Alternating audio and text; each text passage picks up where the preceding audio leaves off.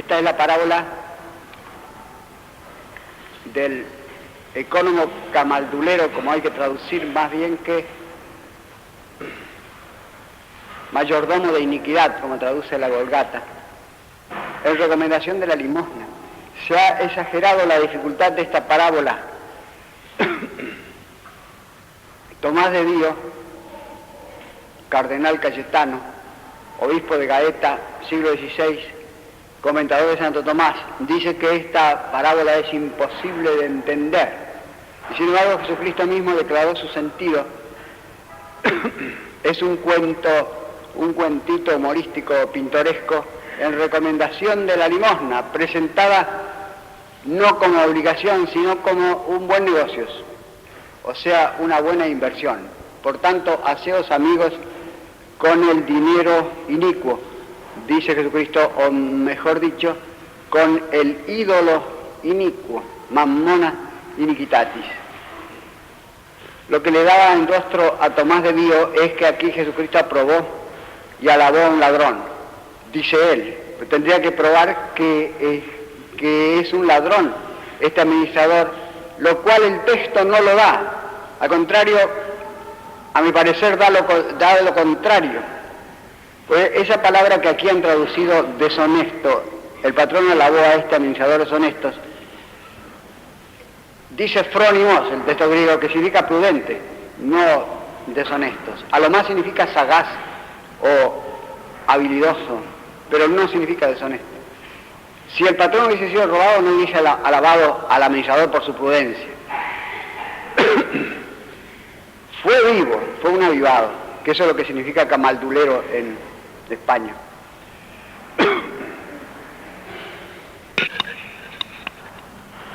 Por lo tanto, vamos a considerar la limosna, la obligación de la limosna, el carácter de la limosna y sus proyecciones sociales. La obligación de la limosna. San Juan Crisóstomo en el siglo V predicaba en Constantinopla que los que tienen riquezas están obligados a dar lo superfluo a los pobres. ¿Pero qué es lo superfluo? Santo Tomás dio una regla admirable de lo que hoy llaman el salario justo, después del cual comienza lo superfluo. Dijo que todo trabajador debe recibir por su trabajo lo necesario para poder vivir decorosamente dentro de su estado. Es una regla uniforme en sí misma y muy diversificada en sus aplicaciones, porque los estados son muchos más hoy día todavía que en tiempo de Santo Tomás, porque no vive lo mismo un almirante que un almacenero, o un mecánico que un monarca. Por lo tanto, la diversificación de lo que se debe en justicia al trabajador es grandísima, pero este precepto o esta regla de Santo Tomás yo creo que nunca se ha cumplido bien en el mundo. Y hoy día más bien se cumple al revés. Porque Pelé, por ejemplo, gana tanto con Castelo Branco. Y a los dos los quieren matar ahora los brasileros. Y Caballo o Caballo gana más que Onganía. Y los estados son muy diferentes.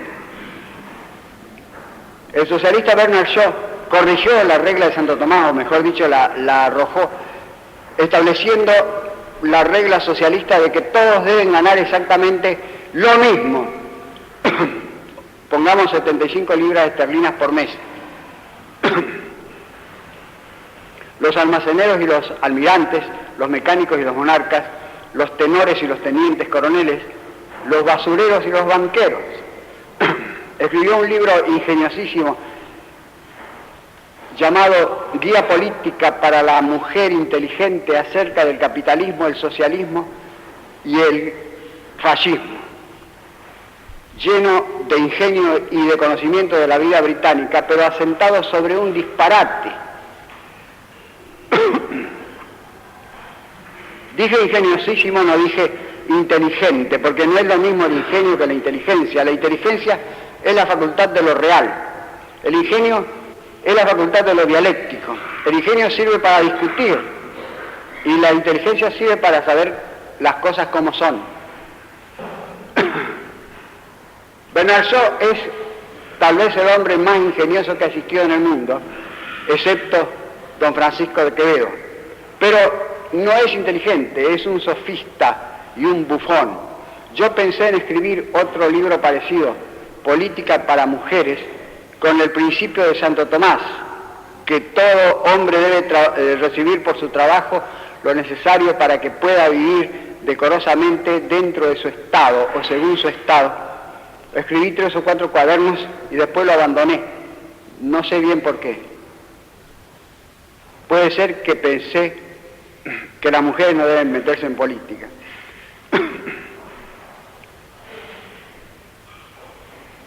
De manera que una vez que uno vive según su estado y ha proveído para el porvenir de sus hijos y tiene ahorros para una enfermedad o para una emergencia, cosa de la cual hoy día se encargan las compañías de seguros, está obligado a dar todo lo que le queda después de eso.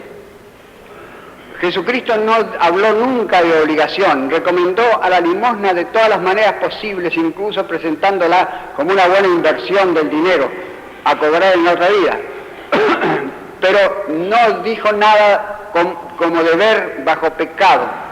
Y Santo Tomás, por tanto, responde que si uno le niega la limosna a un pobre que le pide, no peca, a no ser en 3 casos. Primer caso, cuando se tratara de restitución, o sea, cuando son bienes mal habidos o robados, que se han recibido en herencia, por ejemplo. Entonces el confesor le dirá tranquilamente que tiene obligación de restituir eso, y si no conoce ya al dueño verdadero de esos bienes, tiene que darlo a los pobres, tiene que darlos a los pobres. Lo malo es que Mazar Barnet y los Todres y el cachotero no se confiesan nunca. Segundo caso, cuando es un pariente, un allegado, un benefactor que está en gran necesidad, también hay obligación. Y tercero, cualquier mortal que uno tropiece y que se encuentre en mortal necesidad, como en la parábola del buen samaritano, entonces la obligación de amar al prójimo se concreta en una obligación de aquí mismo de auxiliar a este desdichado, aunque no sea pariente ni conocido ni de la misma nación ni de la misma raza. Esos son los casos en los cuales, según Santo Tomás, hay obligación de dar limosna. Fuera de esos casos está el consejo de Cristo, el consejo sumamente instante, repetido. Quizás no hay ninguna cosa en el Evangelio que se recomiende tanto como la limosna, la cual cubre la multitud de los pecados, dice la Escritura, el Antiguo Testamento. Ahora, el carácter de la limosna, esa palabra griega elemosiné, no tiene el sentido restringido que le damos nosotros de dar dinero, sino que significa tener piedad. Kyrie eleison, decimos hace un momento en la misa, que significa ten piedad.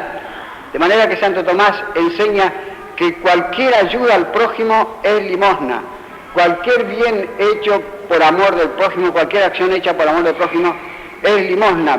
Por ejemplo, dar consejo, dar buen consejo, corregir al que yerra, enseñar al que no sabe, soportar las debilidades y flaquezas del prójimo, aunque esto último fino a un cierto punto. La necedad no se debe soportar absolutamente, sino hasta cierto punto.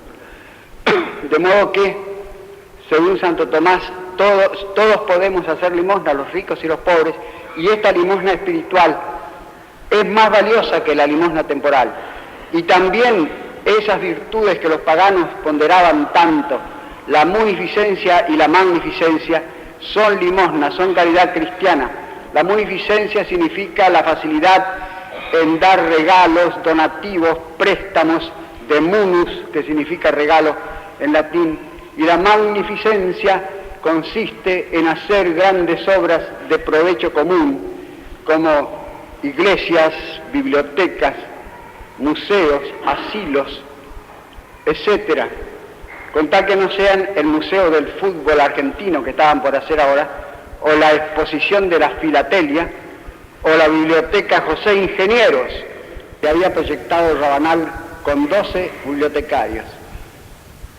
Hasta ahí no llega la caridad.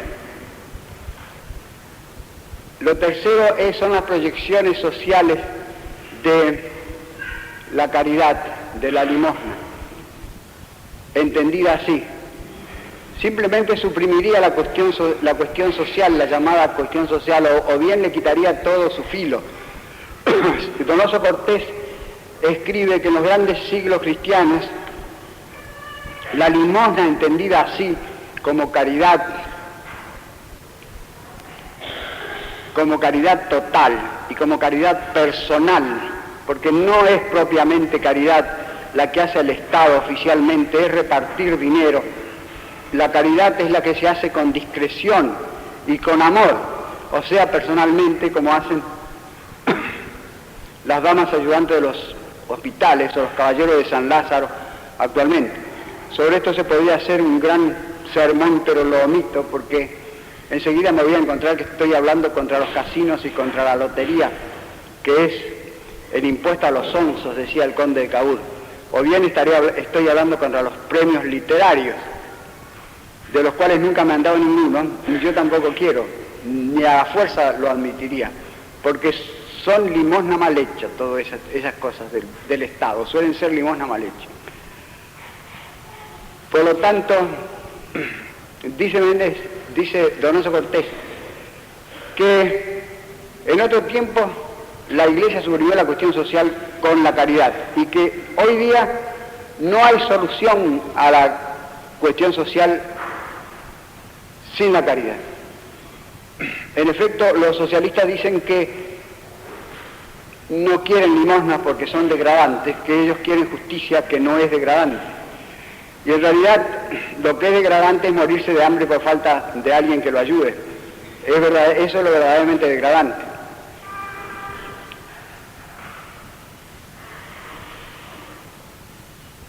Si fuese, la justicia es necesario que exista, pero si uno fuese a atenerse a la sola justicia, morirían de hambre muchísimos necesitados o desvalidos o inválidos, porque a tenor de justicia no rinden nada, de manera que no tendrían derecho ninguno en justicia a recibir ayuda. Y los padres expenden por sus hijos muchísimo dinero y muchos años de cuidados y de servicios por puro amor y sin que tengan derecho en justicia a que les den todo eso, porque por el momento no retribuyen nada. Y así muchísimos otros ejemplos de que no basta la justicia de ninguna manera. Al contrario, los jurisconsultos romanos decían que la justicia estricta es la máxima injusticia. Sum mujus, sum manjuria, decían. El colmo de la justicia se transforma en el colmo de la injusticia, de la iniquidad. Ahora leo en la FAO, en el boletín de la FAO, que para el año 2100 o 2300, no me acuerdo, la población del mundo se va a ver duplicado y entonces se van a morir de hambre, y por lo tanto hay que empezar desde ahora a impedir los nacimientos, a restringir la natalidad, de manera que estos faocistas o faocios tienen piedad de una gente que no está presente todavía y a lo mejor nunca va a estar presente, porque no sabemos todavía ni siquiera si el mundo va a existir para el año 2300, y tienen impiedad hacia la gente de ahora. Racionalmente hablando, habría que decirles que primero de todo tienen que mandar matar a todos los viejos, antes que a los recién nacidos o a los no natos, porque al fin y al cabo un recién nacido promete más para la sociedad que un viejo. Y además los recién nacidos comen menos, así que habría que empezar por matar a todos los viejos.